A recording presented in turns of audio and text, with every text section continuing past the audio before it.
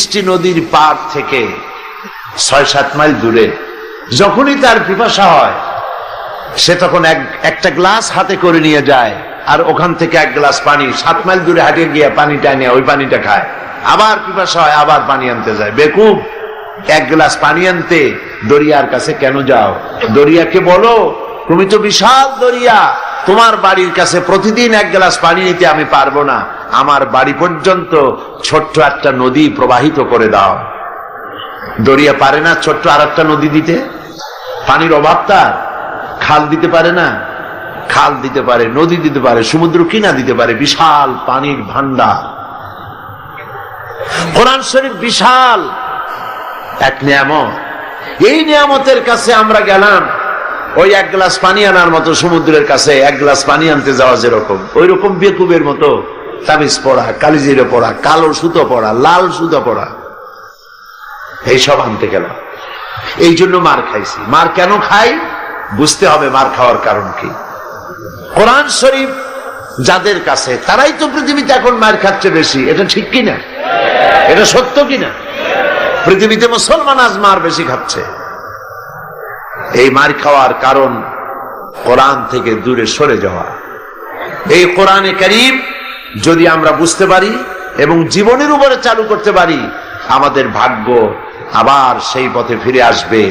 আবার গোটা পৃথিবী মুসলমানদের আনুগত্য স্বীকার করবে, দুনিয়ায় সুখ হবে, শান্তি হবে। হযরত আব্দুল্লাহ বিন মুবারক রাহমাতুল্লাহ আলাইহি জবরদস্ত মুহাদ্দিস, তার আমলের অনেক বড় আলেম, হজ করতে এসেছেন। হজের কাজ সমাপন করে যখন তিনি রওনা করেছেন, দেখেন কোন মানুষজন নাই। কাবার চত্বরে একটা মহিলা চাদর মুড়ি দিয়ে শুয়ে আছেন। উনি মনে করলেন বুঝিবা লোকটা মরা, মরা কি জিন্দা, বোঝার জন্য কাছে গিয়ে সালাম দিলেন, আসসালামু আলাইকুম। সালামের জবাব ওয়ালাইকুম আসসালাম না হয়ে চাদরের ভিতর থেকে জবাব এলো, সালামুন কাওলাম মির রাব্বির রহিম, পরম করুণাময় পরওয়ারদিগারের পক্ষ থেকে তোমার প্রতি শান্তি কথিত হোক। মুহাদ্দিস সাহেব প্রশ্ন করলেন, মা, হজ করতে এসে লোকেরা তো সব চলে গেছে, আপনি এখানে একাকী পড়ে আছেন কেন? তিনি জবাবে কোরআনে কারীম থেকে বললেন,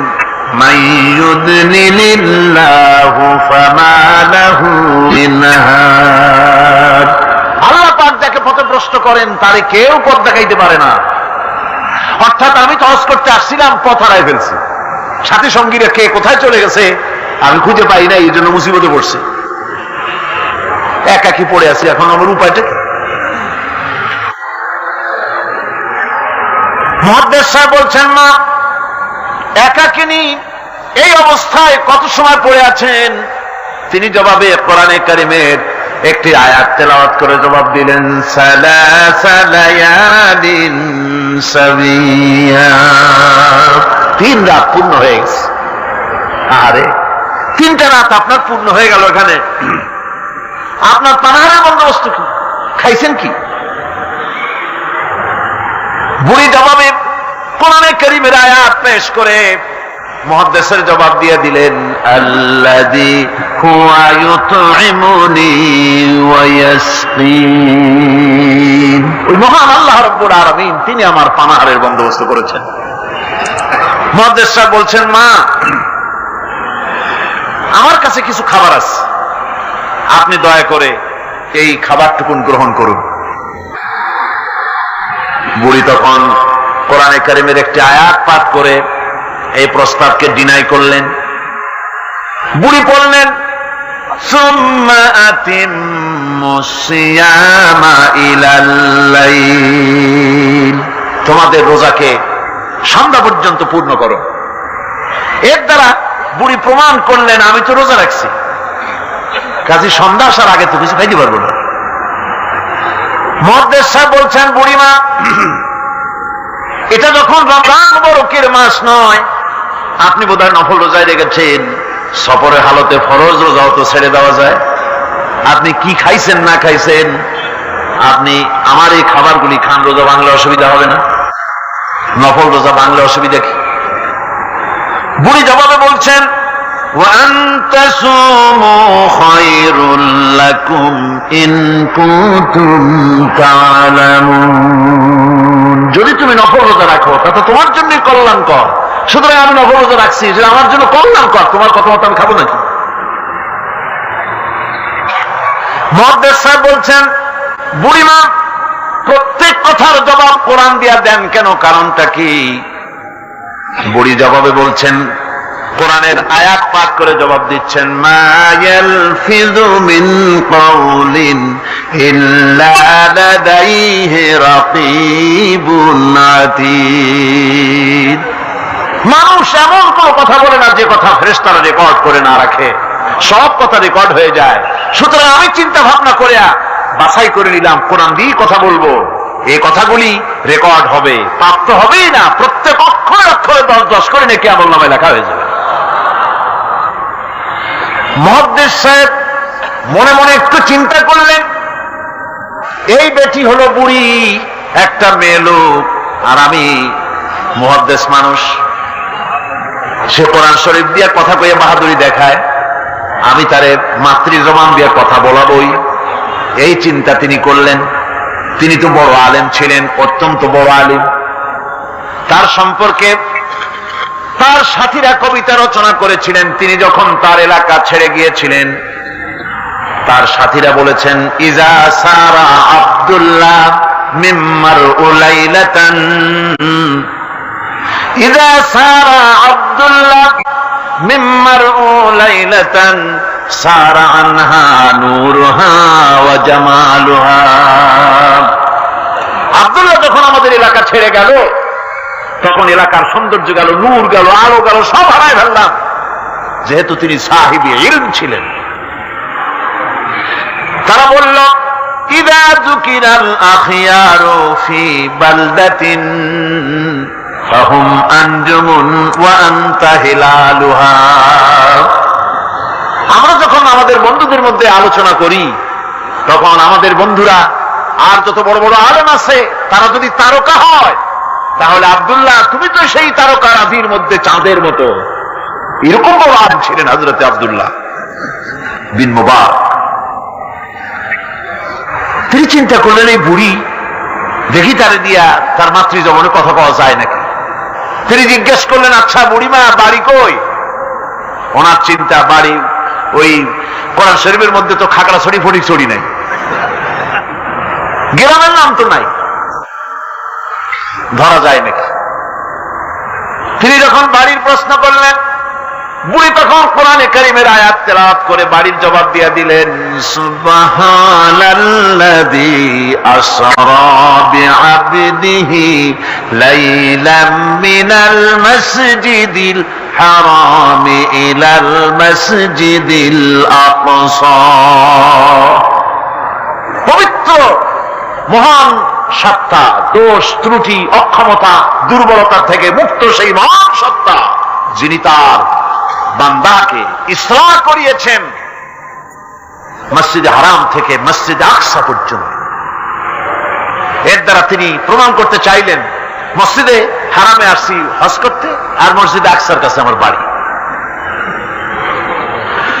মুহাদ্দিস সাহেব না পেরে তিনি তখন চিন্তা করলেন, এমন বিদুষী মহিলা একা একে ফেলে যাওয়া কিছুতেই বুদ্ধিমানের কাম না। তিনি বললেন, মা আমার কাছে একটা উট আছে, আপনি যদি রাজি হন উটের পৃষ্ঠে সাওয়ার করে আপনার গন্তব্যে পৌঁছায় দেই। বুড়ি তখন কোরআনে কারীমের একটি আয়াত পাঠ করে সম্মতি প্রদান করলেন। তিনি পড়লেন, ওয়া ইন তাফআলু মিন খায়রিন ইয়ালামুহুল্লাহ। যদি তুমি কোনো ভালো কাজ করো, অবশ্যই আল্লাহ তা জানবেন এবং এর জন্য উত্তম ভাবে আল্লাহ পাক তোমাকে পুরস্কৃত করবেন। তার মানে হলো, পথ হারা মানুষকে পথ দেখানো নিশ্চয়ই ভালো কাজ। তুমি একটু ভালো প্রস্তাব করছো। মুহাদ্দিস সাহেব বললেন, মা আমার এই উটের উপরে আপনি আরোহণ করুন। বুড়ি উটের উপরে আরোহণ করতে যাচ্ছেন, হঠাৎ লক্ষ্য করে দেখছেন মুহাদ্দিস সাহেব তার দিকে তাকায় আছেন। বুড়ি তখন কোরআনে কারীমের একটি আয়াত তেলাওয়াত করলেন, কুল লিল মুমিনিনা ইয়াগুদ্দু ইয়াগুদ্দু মিন আবসারিহিম। নবী মুমিন মানুষদেরকে, মুমিন বান্দাদেরকে বলুন তারা যেন তাদের চক্ষুকে পরনারী থেকে নিম্নগামী করে। বুড়ি এই আয়াত দ্বারা বলতে চাইলেন, মুহাদ্দিস সাহেব আমি বুড়ি মানুষ, উঠে সওয়ার হতে গিয়ে না জানি বেসতর্ক হয়ে যেতে পারি, চক্ষুকে নিম্নগামী করেন। সুবহানাল্লাহ। উঠে রশি টেনে টেনে যখন তারা পৌঁছে গেলেন তিনি জিজ্ঞেস করলেন, আপনার কি কোনো ছেলে মেয়ে আছে নাকি? বুড়ি জবাবে বললেন, আল মালু ওয়াল বানুনা জিনাতুল হায়াতুদ দুনিয়া। মাল এবং সন্তান সন্ততি এগুলি হচ্ছে দুনিয়ার সুখ সৌন্দর্য, আল্লাহ পাক এটা আল্লাহর নিয়ামত। তার মানে নিয়ামত থেকে আল্লাহ আমাকে বঞ্চিত করেন নাই, ছেলে মেয়ে আছে। মুহাদ্দিস সাহেব প্রশ্ন করলেন, ছেলে মেয়ে যদি থাকে তাহলে তাদের নাম কি? আটকাবার একটা বুদ্ধি, যেহেতু সব নাম তো কোরআন শরীফে নাই। বুড়ি সে কাম আগেই সেরে রেখেছে। বুড়ি কোরআনে কারীমের আয়াত পাঠ করে ছেলেদের নাম বলে দিলেন, ইয়া ইয়াহিয়া খুদিল কিতাবা বিকুওয়া ওয়া কাল্লামাল্লাহু মূসা তাকলীমা ওয়াত্তাখাযাল্লাহু ইব্রাহিমা খলীলা। যথাক্রমে তিনটে আয়াত তেলাওয়াত করে তিনটা নাম বললেন, ইয়াহিয়া, ইব্রাহিম, মূসা আর ছেলে। সুবহানাল্লাহ ওয়া বিহামদিহি। আরে কপাল পোড়া মুসলমান! এই মুসলমানেরা এখনকার যুগে ছেলেদের নাম রাখে বল্টু, শান্টু, তারপরে বাংলা আর আরবি মিশাইয়া শুভ রহমান, কৌশিক আহমদ, সাগর হোসেন, বাতাস খাতুন, অক্সিজেন বেগম। কি যে আশ্চর্য নাম শুরু হয়ে গেছে। আমার বন্ধুগণ, নাম রাখবেন, সন্তান হলে পরে মা বাপের উপরে হক যেন সন্তানদের ভালো ভালো নাম রাখে, এটা মা বাপের হক, ওয়াজিব, ভালো নাম রাখা। এবার বুড়ি বাড়ি পৌঁছে গেলেন, ছেলেরা সব দৌড়ে এলো। মুহাদ্দিস সাহেব আর কথা বলার সাহস পেলেন না, চুপ করে খাড়া হয়ে আছেন। ছেলেদেরকে বুড়ি তখন নিজের থেকে কিছু টাকা পয়সা বার করে ছেলেদের বললেন, ফাবাসু আহাদাকুম বিওয়ারিকিকুম হাযিহি ইলাল মাদিনা। এই রৌপ্য মুদ্রাগুলি নিয়ে যাও এবং বাজার থেকে কিছু উত্তম খাদ্য সামগ্রী কিনে আনো।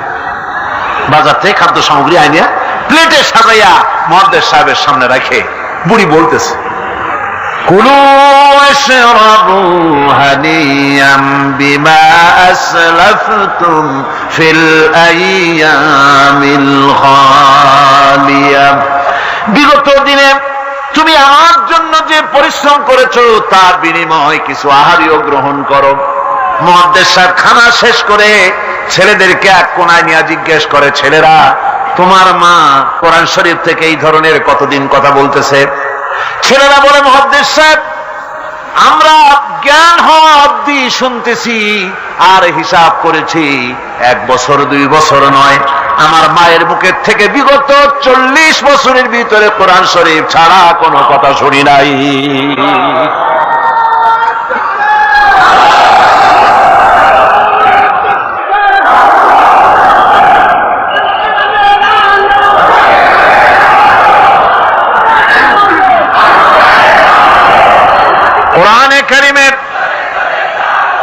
কোরআনে কারীমের প্রতি মানুষের, তৎকালীন যুগের মানুষের এই মহব্বত ছিল, এই ভালোবাসা ছিল, এই আকর্ষণ ছিল। কোরআনের প্রতি আকর্ষণ হারায় জাতির কপাল পুড়েছে, গানের প্রতি আকর্ষণ বেড়েছে, কোরআনের প্রতি আকর্ষণ নষ্ট হয়েছে। আজকের উপস্থিত জনতার কাছে আলেম ওলামা সহ শিক্ষিত ব্যক্তিবর্গ, নারী পুরুষ যারা এখানে এসেছেন, সকলের কাছে বিনীত ভাবে আরজ করছি, কোরআন পড়ুন, কোরআন পড়ুন। কোরআনের মতো নিয়ামত আর নাই। বেশি করে তেলাওয়াত করুন। ফজরের পরে পাইকারিবারে ঘুমাবেন না। ফজরের নামাজের পর তেলাওয়াত করার অভ্যাস করুন। কোরআন শরীফকে তেলাওয়াত করুন ফজরের নামাজের পর। তাহাজ্জুদের অভ্যাস করুন, তাহাজ্জুদের নামাজ পড়ে কোরআন শরীফ তেলাওয়াত করেন। কোরআন তেলাওয়াত করার মানে হলো আল্লাহ রাব্বুল আলামিনের সঙ্গে কথা বলা। সুবহানাল্লাহ। কোরআন তেলাওয়াত মানে হলো আল্লাহর সঙ্গে কথা বলা, আর হাদিস পড়ার অর্থ হলো নবীজির সঙ্গে কথা বলা। কত বড় নিয়ামত আল্লাহ আমাদের দিলেন, কপাল পড়া জাতি সেই নিয়ামতকে ভুলে গেছে। কোরআন শরীফ পড়ুন, কোরআন বুঝুন, কোরআন আমল করুন, আল্লাহ রাব্বুল আলামিন ভাগ্য খুলে দেবে, ভাগ্য খুলে দেবেন। দেশে শান্তি আসবে, বরকত আসবে, রহমত আসবে। এই শান্তি, রহমত, বরকত যদি লাভ করতে চায় কোরআনের কোনো বিকল্প নাই।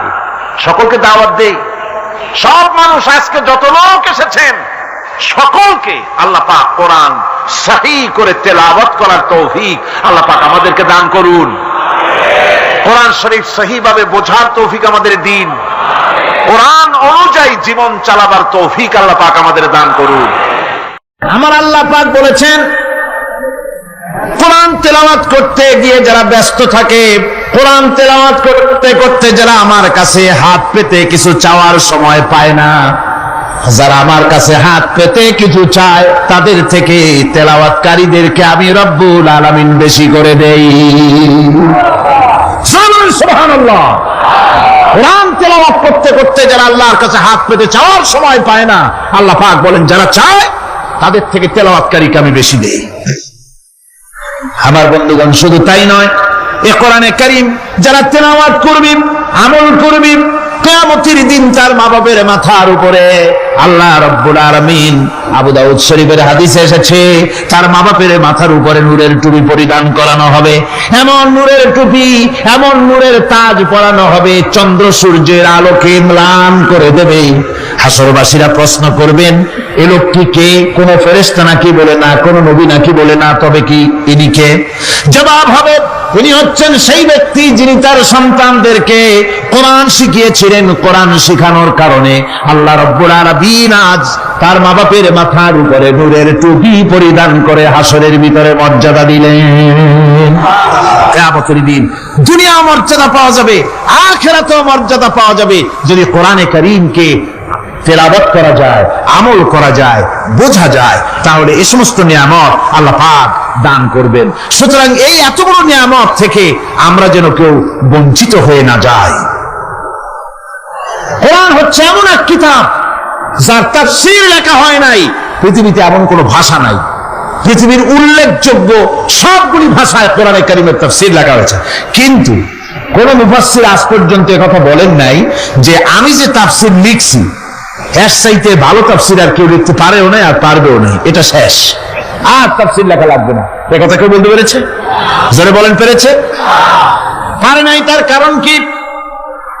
আল্লাহ রাব্বুল আলামিন বলেন, قُلْ لَوْ كَانَ الْبَحْرُ مِدَادًا لِكَلِمَاتِ رَبِّي لَنَفِدَ الْبَحْرُ قَبْلَ أَن تَنفَدَ كَلِمَاتُ رَبِّي وَلَوْ جِئْنَا بِمِثْلِهِ مَدَدًا। আল্লাহ পাক বলেন, নবী আপনি বলুন, আমার রবের কথাগুলি লেখার জন্য যদি সমুদ্রের পানিগুলি, সমুদ্রের সমস্ত পানিগুলি যদি কালিতে পরিণত হয়ে যায়, আর আমার রবের কথাগুলি যদি লেখা শুরু হয়ে যায়, আমার রবের কথাগুলি লেখার পূর্বে সমস্ত সমুদ্রের পানিগুলি শেষ হয়ে যাবে। তারপরে যদি আবার সমুদ্র ভরে দেওয়া হয়, আরো যদি লেখা হয়, তবুও আমার রবের কথা লেখা শেষ হবে না। আল্লাহ রাব্বুল আলামিন বলেন, وَلَوْ أَنَّ مَا فِي الْأَرْضِ مِنْ شَجَرَةٍ أَقْلَامٌ وَالْبَحْرُ يَمُدُّهُ مِنْ بَعْدِهِ سَبْعَةُ أَبْحُرٍ مَا نَفِدَتْ كَلِمَةُ اللَّهِ। আল্লাহ রাব্বুল আলামিন বলেন, মা নাফিদাত কালিমাতুল্লাহ। আল্লাহ পাক বলেন, 7টা সমুদ্রের পানি যদি একত্রিত করা হয়, 7টা সমুদ্রের পানি যদি এক জায়গায় করা হয়, এই পানিগুলি যদি কালিতে পরিণত হয়ে যায়, আর পৃথিবীর সমস্ত গাছগুলি যদি কলমে পরিণত হয়ে যায়, ওই গাছগুলি দিয়ে যদি ওই পানি রূপ কালি দিয়ে আমার প্রভুর কথা, আল্লাহ রাব্বুল আলামিনের কোরআনের কথা যদি লেখা শুরু হয়ে যায়, লিখতে লিখতে সমস্ত পানিগুলি, গাছগুলি শেষ হয়ে যাবে, আল্লাহ পাকের কালামের ব্যাখ্যা লেখা শেষ হবে না। মা নাফিদাত কালিমাতুল্লাহ। আল্লাহর কথা লেখা শেষ হবে না। এত বড় বিরাট আজিম কিতাব আল্লাহ পাক আমাদেরকে দান করেছেন, সুবহানাল্লাহ পড়েন। এই কিতাবের এত বড় গুরুভার আল্লাহ রাব্বুল আলামিন বলেছেন, লাউ আনজালনা হাযাল কুরআন আলা জাবালিন লারাআইতাহু খাশিআন মুতাসাদ্দিআন মিন খাশিয়াতিল্লাহ। আমি যদি এই কোরআনকে পর্বতের উপরে নাযিল করতাম, তাহলে তুমি দেখতে পেতে আমার ভয় ভীত সন্ত্রস্ত হয়ে পাহাড়গুলো চূর্ণ বিচূর্ণ হয়ে যেত। এত বড় আসিম কিতাব আমি তোমাদেরকে দান করেছি, যার গুরুভার বহন করতে কেউ রাজি হয়নি। পাহাড় পর্বত কেউ রাজি হয়নি, মানুষ রাজি হয়েছে। এই মানুষের উপরে আমি এটা অবতীর্ণ করেছি। গোটা বিশ্ববাসীর সামনে এই কিতাব আমি দিয়েছি তোমাদেরকে, এর দ্বারা হেদায়েত তোমরা গ্রহণ করবে। কিয়ামতের দিন আল্লাহর এই বিরাট নিয়ামত আমাদেরকে দান করলেন, আমরা এই নিয়ামতের না শকর করেছি। অর্থাৎ এই কোরআনকে আমরা ব্যবহার করেছি, সঠিকভাবে করি নাই, বেঠিকভাবে করেছি। প্রথম দিন দ্বিতীয় দিন আমি বলেছি কোরআন শরীফকে শুধু তাবিজ তোমারের জন্য, শুধু সওয়াবের জন্য তেলাওয়াত করেছি। আসলে শুধু সওয়াবের জন্য তো আসেনি কোরআন। কোরআন বুঝতে হবে, আমল করতে হবে, তবে না শান্তি পাবো। আপনি যদি কোরআন হচ্ছে মানুষের জীবন সমস্যার সমাধানের গ্রন্থ। ওষুধ খেলে রোগ ভালো হয়। ওষুধ খেলে কি হয়? কেউ যদি সকাল বেলায় তসবিহ হাতে নিয়ে 500 বার পরে ওষুধ ওষুধ ওষুধ 500 বার পড়লে রোগ কি ভালো হবে? বরং রোগ আরো বাড়তে পারে চিল্লেতি। শীতের জন্য লেপ গায়ে গায়ে না দিয়া কেউ যদি চিল্লাইতে থাকে, জিকির করে লেপ্তশোক লেপ্তশোক লেপ্তশোক, শীত কি বন্ধ হবে নাকি? পানির পিপাসায় ছটফট করে মানুষ যদি চিল্লায় পানি পানি পানি পানি পানি, পানির পিপাসা আরো বাড়বে। তাহলে কি বোঝা গেল? পিপাসা লাগলে পানি পান করতে হবে, শীত লাগলে কম্বলটা গায়ে দিতে হবে, রোগ হলে ওষুধটা খেতে হবে, তাহলে সব সমস্যার সমাধান হবে। অনুরূপ ভাবে আমরা শুধু কোরআনে কারীমকে তেলাওয়াত করি সওয়াবের নিয়তে, তার হুকুমগুলি জীবনের উপরে আমল করি না বলে আজকের জীবন আমাদের বিপর্যস্ত হয়েছে। ব্যক্তিতে, পরিবারে, রাষ্ট্রে শান্তি নাই, কোথাও শান্তি নাই এই কারণে। আর কিয়ামতের দিন রাসূল আসামি করবেন তাদেরকে যারা কোরআন অমান্য করেছে। রাসূল হবেন বাদী। বাদী হবেন কে? জোরে বলেন, কে বাদী হবেন? রাসূল। আসামি হবে কারা? যারা কোরআন ছেড়ে দিয়েছে। আল্লাহ রাব্বুল আলামিন বলেন, وقال الرسول يا رب إن قومي اتخذوا هذا القرآن مهجورا। কিয়ামতের দিন রাসূল আল্লাহর দরবারে ফরিয়াদ করবেন, আয় আমার রব, আয় আমার আল্লাহ তাআলা, এই সমস্ত লোকগুলি তোমার কালামকে, তোমার কোরআনকে অপ্রয়োজনীয় জিনিস বলে তারা পরিত্যাগ করেছিল। আমার বন্ধুগণ, কিয়ামতের দিন যখন এরা উপস্থিত হবে আল্লাহর দরবারে, আল্লাহ রাব্বুল আলামিন কোরআনের সাথে যারা ঠাট্টা করেছে, বিদ্রুপ করেছে, কোরআনের আইনকে নিয়ে যারা ঠাট্টা বিদ্রুপ মজাক উড়াইছে, কিয়ামতের দিন তাদেরকে বলা হবে, ওয়াকিলাল ইয়াওমা নানসাকুম কামা নাসিতুম লিকা ইয়াউমিকুম হাযা। কিয়ামতের দিন আল্লাহ রাব্বুল আলামিন কোরআনের ঠাট্টাকারী, কোরআনের বিদ্রুপকারী, কোরআনের আইনের অমান্যকারীদেরকে বলবেন, আমি আজকে তোমাদের ভুলে গেলাম, যেমন করে তোমরা এই দিনে আমার সঙ্গে সাক্ষাৎকারের কথা ভুলে গিয়েছিলে। তোমরা যেমন আমার আজকের এই কিয়ামতের দিনের কথা যারা ভুলে গিয়েছিলে, আজকে আমিও তোমাদেরকে ভুলে গেলাম। এরপরে কি হবে? ওয়ামাওয়াকুমুন নার ওয়া মা লাকুম মিন নাসিরিন। আল্লাহ পাক বলেন, এরপরে এদের জায়গা হবে জাহান্নাম, আর এদের সাহায্যকারীও কেউ থাকবে না, জাহান্নামে চিরকাল থাকতে হবে। এটা এই জন্য যে তারা আল্লাহর কোরআনের সঙ্গে ঠাট্টা করেছে, বিদ্রুপ করেছে, কোরআনের আইন মানে নাই, কোরআনের আইনকে অমান্য করে চলেছে। এই জন্য কিয়ামতের দিন আল্লাহ রাব্বুল আলামিন তাদেরকে শাস্তি প্রদান করবেন। কোরআন পৃথিবীর বুকে আল্লাহ নাজিল করেছেন, শুধু তেলাওয়াত করবেন ঝুলে ঝুলে, এজন্য নয়। কি জন্য নাজিল হলো? এবার উদ্দেশ্য শুনুন। আল্লাহ পাক বলেন আর রহমান আল্লামাল কুরআন। আল্লাহ রাব্বুল আলামিন তিনি হলেন এমন দয়াবান, এমন রহমান, যিনি কোরআন শিখালেন। কি কারণে শিখালেন? কোরআন নাজিলের উদ্দেশ্য কি?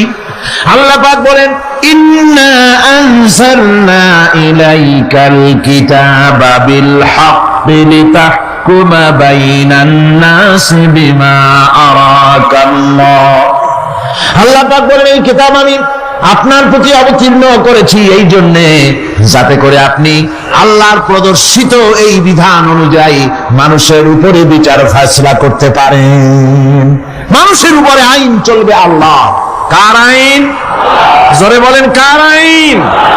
আলা লাহুল খালক ওয়াল আমর। সৃষ্টিজাত আইন চলবে কার? আল্লাহ পাক বলেন এই জন্য নাজিল করলাম, কোরআন নাজিল করেছি যাতে করে কোরআনের আইন দিয়ে বিচার ফয়সালা করতে পারেন, সেই জন্যই কোরআন নাজিল করলাম। আসলে আল্লাহর নবীর এই পৃথিবীতে আগমনের উদ্দেশ্য ওটাই ছিল। হুয়াল্লাযী আরসালা রাসূলাহু বিল হুদা ওয়া দীনিল হক লিইয়ুযহিরাহু আলাদ-দীনি কুল্লিহি ওয়া কাফা বিল্লাহি শাহীদা। আল্লাহ রাব্বুল আলামিন বলেন আমি আমার রাসূলকে দ্বীনে হক, সত্যের বিধান সহকারে দুনিয়ায় প্রেরণ করেছি। লিইয়ুযহিরাহু আলাদ-দীনি কুল্লিহি আয় লিইয়ুগলিবাহু আলা সাইরিল আদিয়ান। সমস্ত আদিয়ানে বাতিলের উপরে আমার দিনকে বিজয়ী করে দেওয়ার জন্য আমি রাসূলের কাছে কিতাব সহকারে তাকে অবতীর্ণ করেছি। এ দায়িত্ব শুধু মুহাম্মদ সাল্লাল্লাহু আলাইহি ওয়াসাল্লামের ছিল না, দুনিয়ার উপরে আল্লাহর দিন কায়েম করা, আল্লাহর বিধান অনুযায়ী মানুষের বিচার ফয়সালার দায়িত্ব শুধু মুহাম্মদ সাল্লাল্লাহু আলাইহি ওয়াসাল্লামের ছিল না, সমস্ত নবীদের ছিল। কাদের ছিল? সব নবীদের ছিল। فبعث الله النبيين مبشرين منذرين وأنزل معهم الكتاب بالحق ليحكم بين الناس।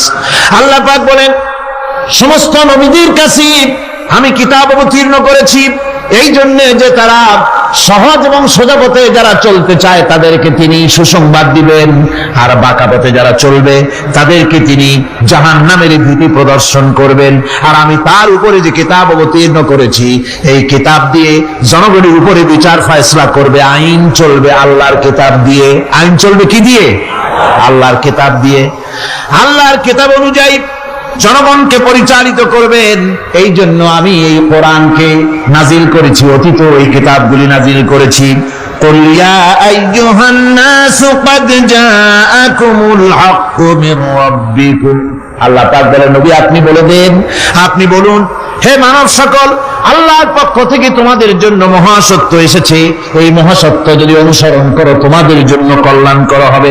ওমান দাল্লা ফাইন্নামা ইয়াদুল্লু আলাইহা। আর যদি কোরআনকে অমান্য করো, আল্লাহর কিতাবকে অমান্য করো, তাহলে তোমাদের জন্য অকল্যাণ হবে। আজ আপনারা বলেন আল্লাহর কিতাবের আইন কি আমাদের দেশে চলে? কোরআনের আইন কি চলে? চলে না। কোরআনের আইন চলে না। আমরা কি খুব শান্তিতে আছি? খুব আরামে আছি? শ্রমিকরা তাদের শ্রমের মূল্য পায়, কৃষক তার উৎপাদিত পণ্যের সঠিক দাম পায়, নারী তার সতীত্বের মর্যাদা পায়। জনগণ কি আরামে ঘুমাতে পারে? না, জনগণ রীতিমতো দুবেলা পেট পুরে সমস্ত জনগণ খেতে পারে। এর একমাত্র কারণ হচ্ছে কোরআনের আইনকে অমান্য করা হয়েছে। ভালো করে কান পেতে শুনুন, আল্লাহ রাব্বুল আলামিন কোরআনে কারীমের মধ্যে পরিষ্কার করে বলেছেন ওয়ামান লাম ইয়াহকুম বিমা আনজালাল্লাহু ফাউলাইকা হুমুল কাফিরুন। যারা নাকি আমার দেওয়া বিধান অনুযায়ী, কোরআন অনুযায়ী যারা বিচার ফয়সালা করে না, ফাউলাইকা হুমুল কাফিরুন, ফাউলাইকা হুমুজ জালিমুন, ফাউলাইকা হুমুল ফাসিকুন। যারা আমার দেওয়া বিধান অনুযায়ী বিচার ফয়সালা করে না তারা কাফির, তারা জালিম, তারা ফাসিক। সুতরাং এর ভিতরে এই জুলমের মধ্যে জালিমদের অন্তর্গত, ফাসিকদের অন্তর্গত হয়ে বাংলাদেশের বহু মুসলমান, পৃথিবীর বহু এলাকার মুসলমান এর মধ্যে লিপ্ত হয়ে আছে।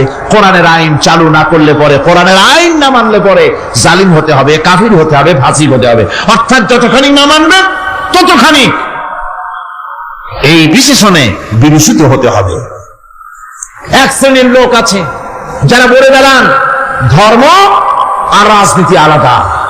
বলেন কিনা জোরে বলেন, বলে কিনা?